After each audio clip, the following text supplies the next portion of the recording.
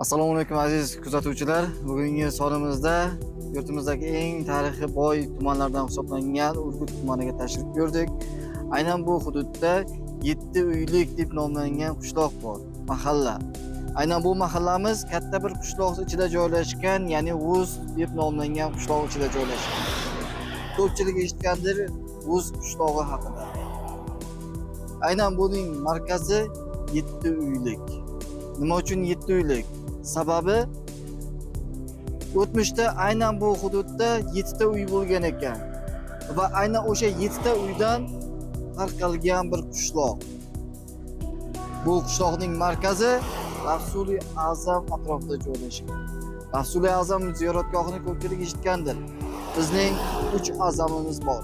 Imomi Azam, Rasuli Azam va Mahdumi Azam. Aynan ikkinchi azamimiz bu Rasuli Azam hisoblanadi.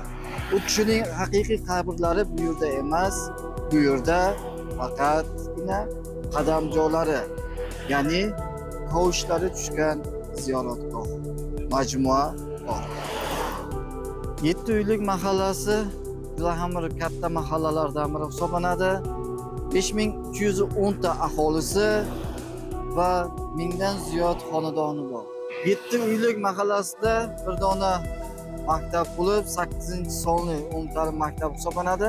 Bu maktab ikkinchi o'rinda turadi Urgut tumanida oliy ta'lim muassasasiga o'quvchilar kirish jihatidan aynan mana shu maktab va aynan bu mahalla asosan tadbirkorlik va bog'dorchilik bilan shug'ullanadi. Bog'dorchilikning asosiy yo'nalishi uzumchilik. Siz ko'rib turganingizdek, asosan har bir xonadonda uzum bog'lari mavjud va asosiy hududi qir adirlik maskanlari.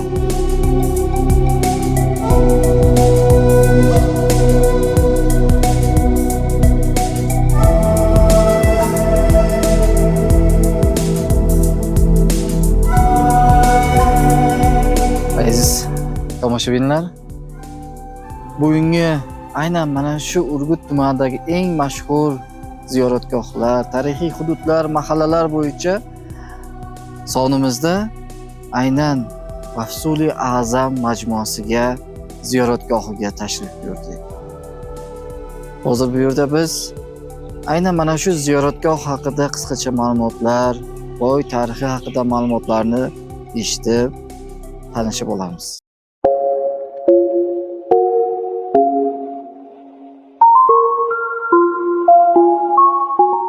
Demak azizlar, bugungi aynan mana shu G'uz mahallasidagi mashhur ziyoratgohlardan biri Rasuli Azam Said Muhiddin Abduqodir Giloniy, ba'zi manbalarda Giloniy, ba'zi manbalarda Jiloniy deyiladi. Aynan bu kishi haqidagi ma'lumotlar olish uchun ushbu hududda joylashgan ziyoratgoh imomi bilan ozgina suhbatimiz bor. Assalomu alaykum. Assalomu alaykum. Yaxshimisiz? Yaxshimisiz? Yaxshimi, xush kelibsizlar. Rahmat. Xush kelibsizlar. Aynan biz hozirda mana shu Rasuli Azam ziyoratgohini obzor qilib ma'lumot berib o'tmoqchimiz. Shu haqida ozgina qisqacha ma'lumot berib o'tsangiz. Bismillahirrohmanirrohim. G'avsul Azam hazratlari 1078-yil milodi Eronning Gilon shahrida tug'ilib, 1166-yil Bag'dodda vafot etadilar. Payg'ambarimiz alayhissalomning qizlari Fatima onamiz, kuyovlari Hazrati Alining o'rtalarida bo'lgan Imom Hasan, Imom Husayn o'g'illarida 11-avlod bo'ladilar. G'avsul Azam hazratlarining asl ismlari Said Muhiddin Abdulqodir Giloniy.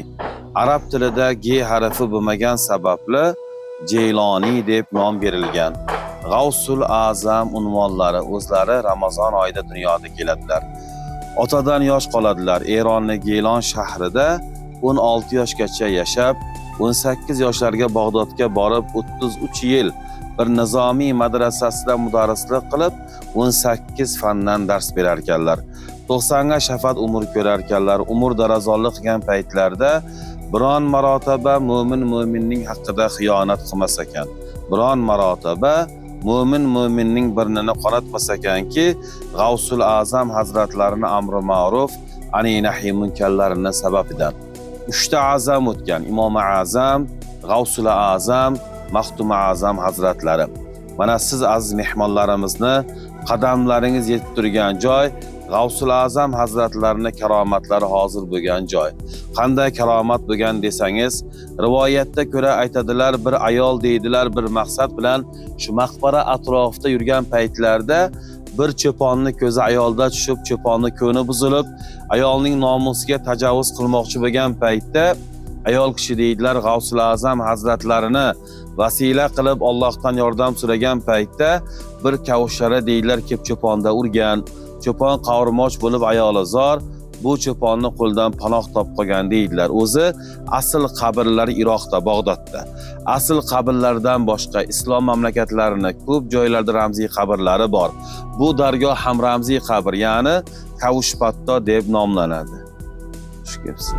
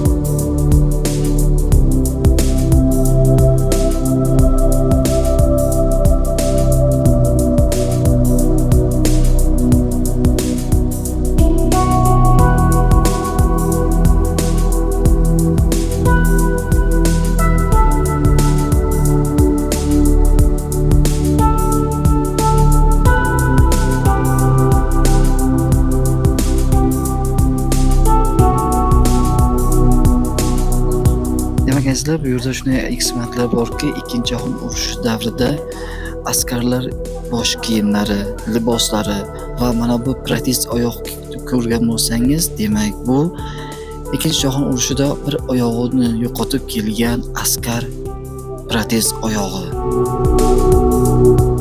Demak azizlar, siz ushbu muzeyda ko'rishingiz mumkin.